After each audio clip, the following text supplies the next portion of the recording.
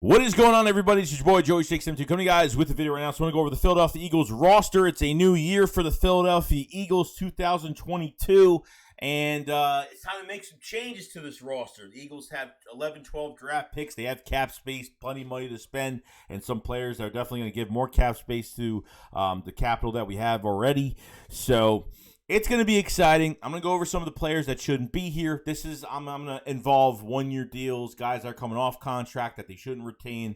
So let's get straight into it. Very excited. Now, Michael Clay is number one on my list for he's a special teams coordinator for the Eagles. And obviously since last year in 2020, or I should say, in 2020, Greg Ward was a punt returner. We were kind of wanting to change. Then Reagor got the first touchdown in Green Bay. And then really ever since then, we've kept Jalen Reagor on special teams. And I don't know why. And I feel like Michael Clay has enabled him to stay there. I really don't know. It's already enough we have him as a starting wide receiver in the NFL.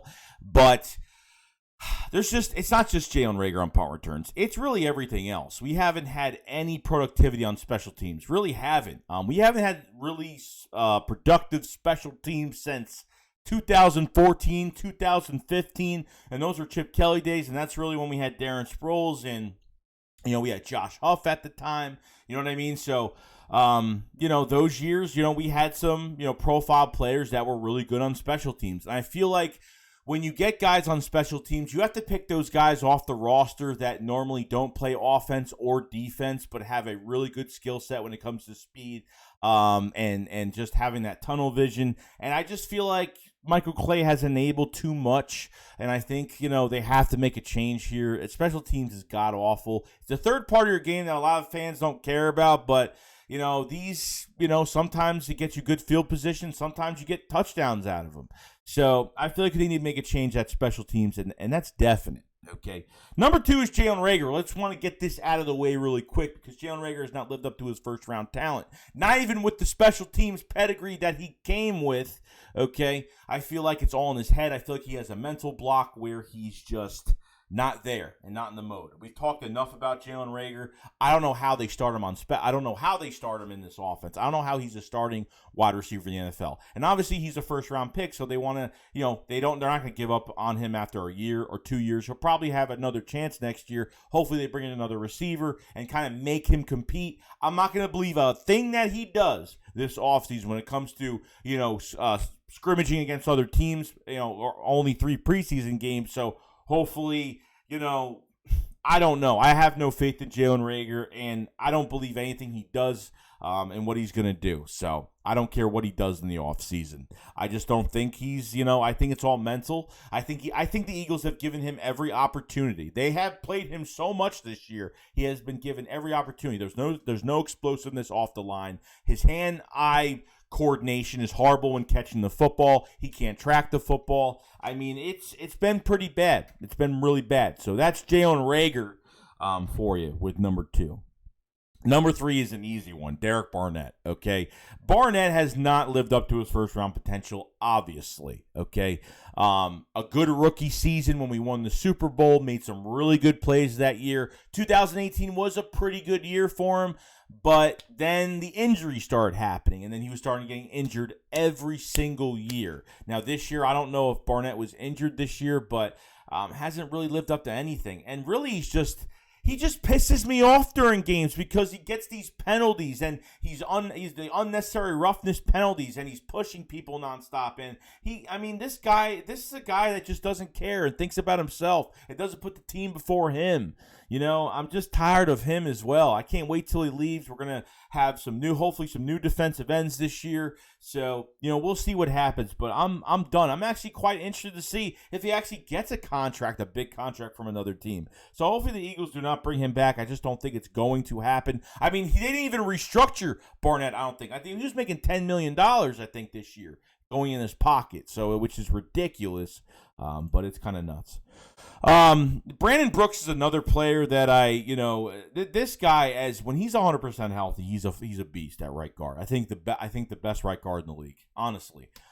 This is a guy that's worked the past few years. This is a guy that's a free agent from 2016 that we picked up and turned him into a Pro Bowler thanks to Jeff Stoutland, and did a really good job the Super Bowl year. And like I said, injuries. He's been injured every step of his career. He's dealt with Obviously, depression. He's had those issues in the past. I don't know. He didn't play. I mean, he's been out since week 2 of the season, and he hasn't come back from a pectoral injury this year. He was hurt during OTAs. He was hurt during training camp. I mean, he was hurt constantly. It was just getting to the point where, he's a $19 million cap hit. There's no trade value because he hasn't even come back. The season's over now. And what are you going to do with a $19 million cap hit for next year? What team is going to take that on? So obviously, if you cut him or trade him post-June, I guess, he's free. You free up about $13.6 million.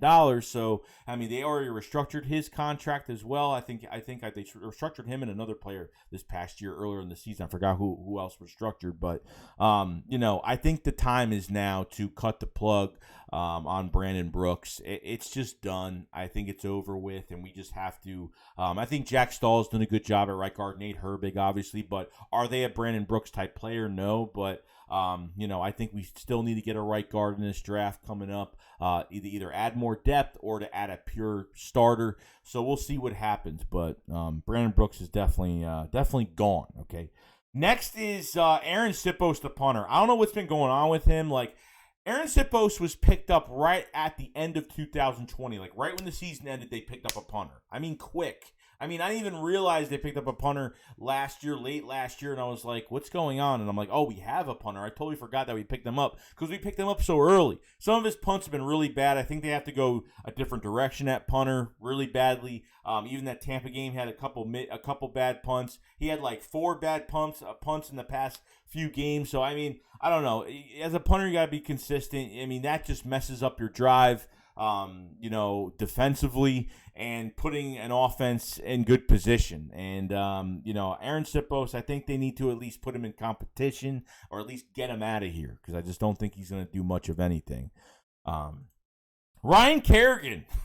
We thought this was going to be the Chris Long signing of this year. He'd be a nice depth piece. This is a guy that really, that Washington kind of got rid of, and, they drafted, guys like Montez Sweat, and Chase Young and some of these guys, and he was slowly going down on the depth chart. And, he signed a 1-year deal with the Eagles.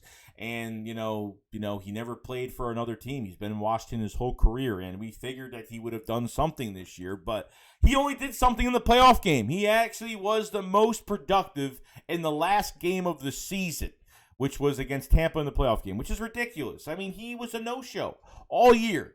You know what I mean? Like, I don't know if he has it anymore. He might be a washed vet. I didn't think he would have been this washed. I thought he had a chip on his shoulder. He was coming in. He was like, teams don't think I have it anymore, so I'm going to show everybody what I've got. And he just didn't show anything, which was, it was upsetting. It really was. So, Kerrigan, wish you the best of luck, but, not coming back. Obviously, this one is going to be the obvious one. Change your thing of Whiteside. This project has got to be over, done with. We all know that we passed up on DK Metcalf, A.J. Brown, Terry McLaurin. You name it, on how many receivers that are good receivers in this league right now from that specific draft. Getting J.J. Arcega-Whiteside was a big mistake. Howie Roseman has tried to justify this pick.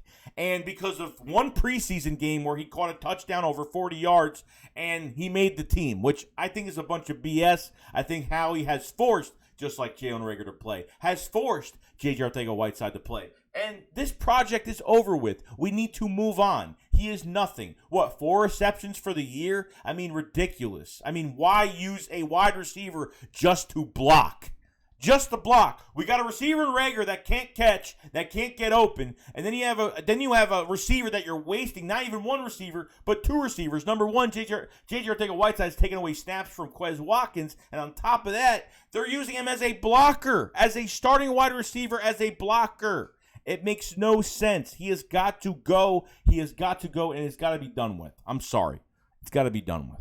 So, other than that, guys, that's pretty much my list as of right now. I know we could talk about maybe I can add in Tracy Rocker, defensive line coach, because I honestly, I don't like what they're doing with the defensive line. And, the coaching aspect of it. It could be, obviously Jonathan Gannon. I actually just forgot Jonathan Gannon. I've been made so many videos about him. But Jonathan Gannon is another player that a coach that has to go this year. It's the most passive defense I've ever seen in my life. They play conservative. They play safe. They play cautious. Defensive line, they had no pressure this year. I mean, really, the secondary has been our strong suit. Our cornerbacks have been our strong suit because we've had no pressure with this defensive line. It's been absolutely horrible. So, I mean, to the point where early this season, like very early in the season, players were going up to Jonathan Gannon just to say, this is how you use me in your defense. I mean, he had to get players coming up to him to give him points on how to use them and what they're good at. So I think they still need to make a change there. I'm sorry I didn't put up Jonathan Gannon. I don't know why that one just got away from me. I don't know how I didn't put him up. But it's going to be interesting, guys, to see what they do. This roster is going to get younger, and it's going to change, and it's going to be for the better. And I'm telling you, it's going to be for the better as of right now. So other than that, guys, that's pretty much it. If you guys haven't subscribed to the channel, please subscribe to the channel. We cover the Eagles every single day. We'll be covering the offseason draft, free agency, everything coming up. So definitely check out some of the content. And we will see you guys later. Shake Squad up. Follow Slide. Peace out, guys. Peace.